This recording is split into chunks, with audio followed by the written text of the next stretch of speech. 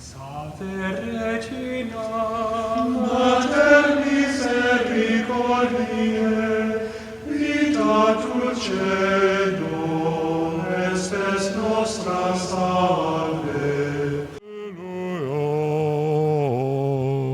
Alleluia. The Lord be with you. A reading from the Holy Gospel according to Mark. When Jesus had crossed again in the boat to the other side, a large crowd gathered around him, and he stayed close to the sea. One of the synagogue officials named Jairus came forward. Seeing him, he fell at his feet and pleaded earnestly with him, saying, "My daughter is at the point of death. Please come, lay your hands on her, that she may get well and live." He went off with him, and a large crowd followed him. There was a woman afflicted with hemorrhages for 12 years. She had suffered greatly at the hands of many doctors, and had spent all that she had. Yet she was not helped, but only grew worse. She had heard about Jesus, and came up behind him in the crowd, and touched his cloak. She said, "If I but touch his clothes, I shall be cured." Immediately her flow of blood dried up. She felt in her body that she was healed of her affliction. Jesus, aware at once that power had gone out from him, turned around in the crowd and asked, "Who has touched my clothes?" But the disciples said to him, "You see how the crowd is pressing upon you, and yet you ask, 'Who touched me?'" And he looked around to see who had done it. The woman, realizing what had happened to her, approached in fear and trembling. She fell down before Jesus and told him the whole truth. He said to her, "Daughter, your faith has saved you. Go in peace and be cured of your affliction." While he was still speaking, people from the synagogue official's house arrived and said, "Your daughter has died. Why trouble the teacher any longer?" Disregarding the message that was reported, Jesus said to the synagogue official, "Do not be afraid. Just have faith." He did not allow anyone to accompany him inside except Peter, James, and John, the brother of James. When they arrived at the house of the synagogue official, he caught sight of a commotion, people weeping and wailing loudly. So he went in and said to them, "Why this commotion and weeping? The child is not dead, but asleep." And they ridiculed him. Then he put them all out. He took along the child's father and mother and those who were with him, and entered the room where the child was. He took the child by the hand and said to her, "Talitha cum," which means, "Little girl, I say to you, arise." The girl, a child of 12, arose immediately and walked around. At that, they were utterly astounded. He gave strict orders that no one should know this, and said that she should be given something to eat. The Gospel of the Lord.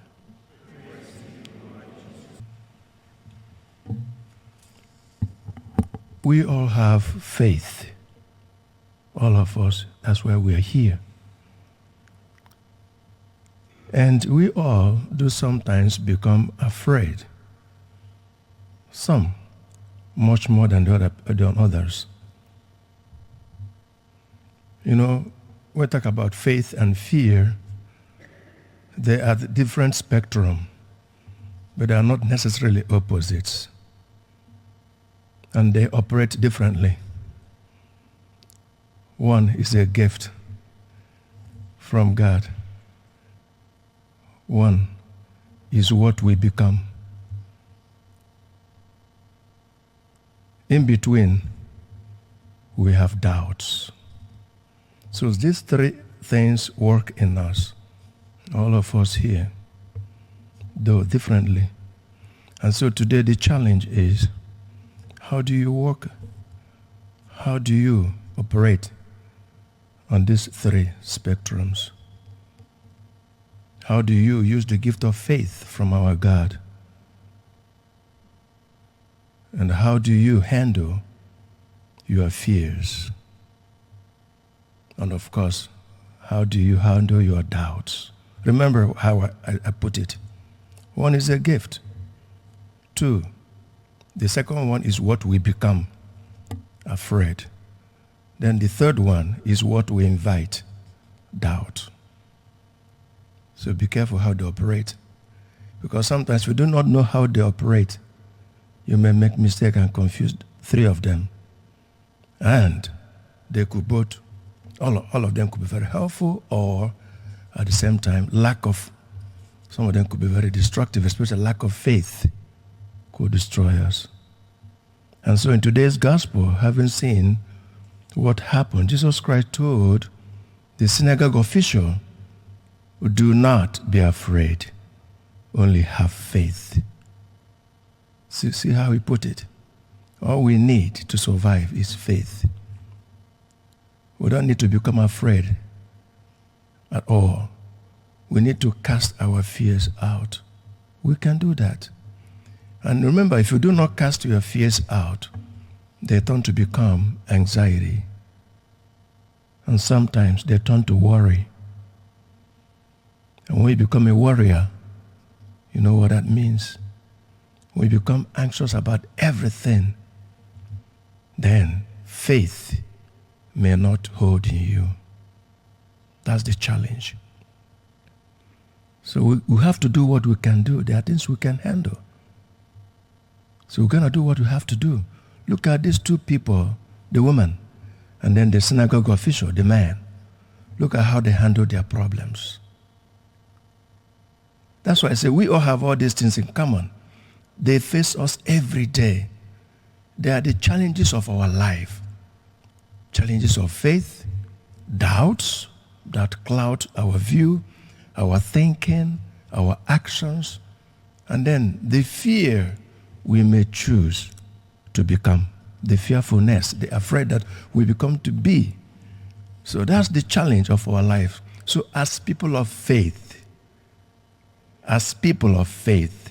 we have our weapon, we have our arsenal to deal with doubt and faith.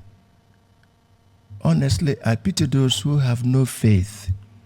One day in the hospital, I was going around, a patient put me out and said, Father, I want to ask you something. He said, ask me. I said, sometimes when I don't have my faith operational, it's like I am dead. I said, why do you tell me that? He said, that's how she operates in her life. That anytime she loses faith, she feels like she has lost everything in life. People of God, it is true. It is true. Faith might be very small, but it conquers everything. Might be very little. You may not even notice it every time of your life, but try to do. Little faith could change everything for you. It changed for this woman. It changed things for this man in their family, in their various families and their lives. Let's try it out. Do not be afraid in your life at all. Only have faith. You can survive anything. And what is faith? Let me put it this way. Faith is whatever you cannot do, you believe that God can do. For me, that's faith. Whatever you cannot do, just leave it to God. Tell God, I know you can do it. Move on. Look back. He will do it. Especially if it is for our own good. When you look back, he didn't do it, he will give you the strength to carry on. That is faith. Remember this. Whatever you can do, do it. Whatever you cannot do, leave it to him. He knows it all. Let's keep off worrying and being afraid. Because when we worry, we make mistakes. When we are afraid, we make mistakes. We don't decide well in fear and anxiety. No, we do not. That's why sometimes you have to calm yourself down in prayers. Prayer has calming effect on us. Even when you don't know what to pray for, just come. Tell God, I know you are here. Calm down. Take it easy. He knows it all. Our only challenge is, can we focus on Christ? That's why Hebrews says, let us focus on Christ. Do you know why? Because he is the author and finisher of our faith. He begins it, he finishes it.